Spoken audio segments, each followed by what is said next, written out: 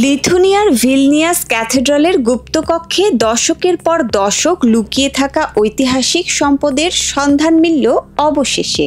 আপনি জানলে অবাক হবেন, এই সম্পদের মধ্যে রয়েছে মধ্যযুগীয় ইউরোপের রাজ পরিবারগুলোর মূল্যবান নানা সম্পদ আর রাজচিহ্ন।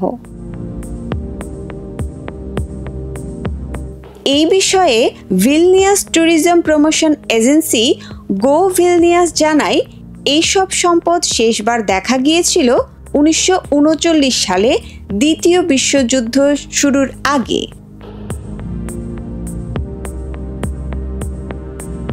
ব্রিটিশ সংবাদ মাধ্যম CNN জানায়, এসব গুপ্তধনের মধ্যে অন্যতম আকর্ষণ হল পোল্যান্ডের রাজা ও লিথুনিয়ার গ্র্যান্ড ডিউক আলেকজান্ডার জাগলেনের একটি রাজমুকুট।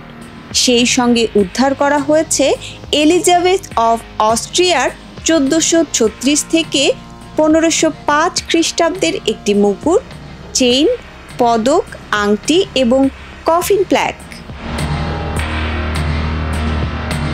পোল্যান্ডের রাজা এবং লিথুনিয়ার গ্র্যান্ড ডিউক সিগিসমুন্ড দ্বিতীয় অগাস্টাসের স্ত্রী বারবারা রাজডিভিল মৃত্যুবরণ করেছিলেন 1551 সালে। তার সঙ্গে সম্পর্কিত আরও একটি মুকুট, রাজদণ্ড, গোলক, 3টি আংটি এবং কফিন প্ল্যাকও উদ্ধার করা হয় এই গুপ্তকক্ষ থেকে। ভিলনিয়াস আর্চবিশপ গিন্তারাস গ্রুসাস এক বিবৃতিতে বলেন, আবিষ্কৃত এই সম্পদগুলো লিথুনিয়া এবং পোল্যান্ডের রাজাদের শুধু কবরের চিহ্নই নয়, এগুলো তাদের দীর্ঘ ঐতিহ্য, ভিলনিয়াসকে রাজধানী হিসেবে প্রতিষ্ঠার এবং স্বর্ণের অসাধারণ শিল্প নিদর্শন।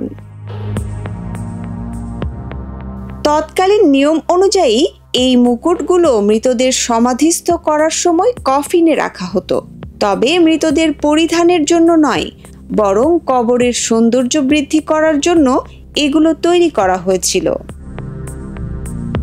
ভিলনিয়াস চার্চ হেরিটেজ মিউজিয়ামের পরিচালকের মতে, এই প্রতীকগুলো শুধু রাষ্ট্রের ইতিহাস নয়, বরং ইউরোপীয় পরিচয়ের প্রতিনিধিত্ব করে।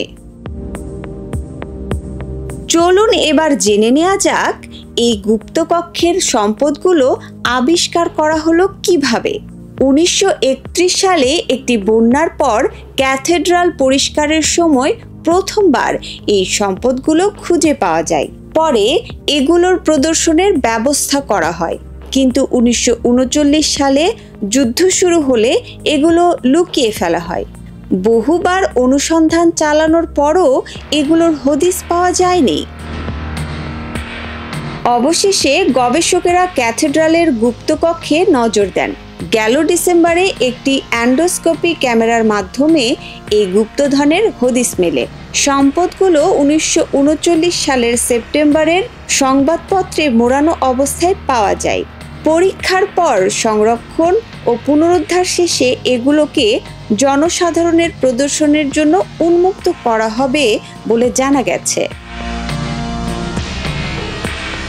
এই আবিষ্কার শুধু একটি ঐতিহাসিক ঘটনার নয়, বরং লিথুনিয়ার প্রাচীন গৌরব এবং সংস্কৃতির শক্তিশালী শিকড়ের প্রতীক। এটি প্রমাণ করে ভিলনিয়াস ক্যাথেড্রাল শুধু একটি উপাসনালয় ছিল না, বরং এটি ছিল লিথুনিয়ার অভিজাতদের চিরনিদ্রার স্থান।